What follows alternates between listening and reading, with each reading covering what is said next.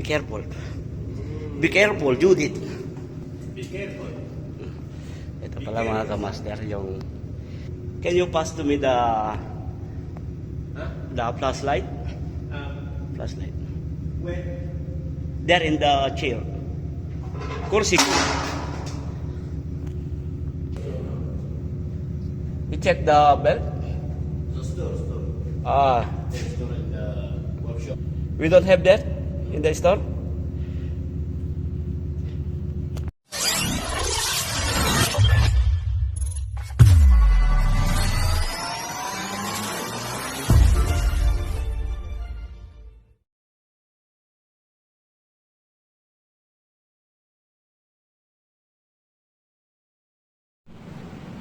Mapagpalang araw sa inyong lahat mga kamaster. Sa video ito ay meron na naman tayong bagong gagawin. Ito ay magre-repair tayo ng AHU dyan sa aming basement. Papakita ko sa inyo mga kamaster kung paano mag-troubleshoot. Ito napakasimple lang mga kamaster. So puntahan natin mga kamaster. So, ito pala yung mga cable trays namin dito. Nandito tayo ngayon sa underground.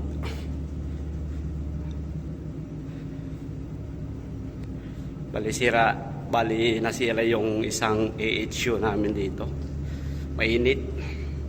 Kailangan ma-repair kaagad. So, ito yung isa na gumagana na AHU namin dito. At ito naman yung sira. Bali, testing natin mga kamaster. So, ito pala mga kamaster, maluwag yung belt ng ating motor. Kasi biyak-biyak na. At saka may vibration siya. Tatanggal yung tornilyo sa kabila. Kaya nagkakaganyan yung ating fan tsaka yung ating nagbabibration dahilan sa ating belt.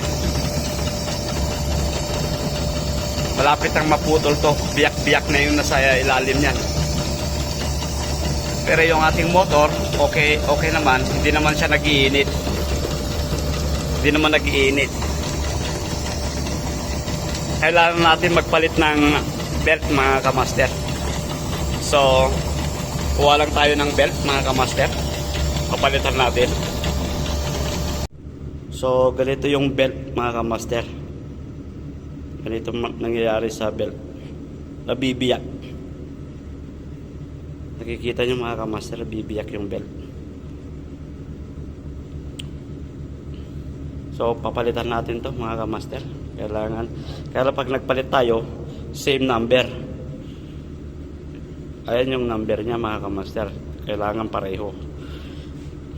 So, punta muna tayo. Hanap tayo.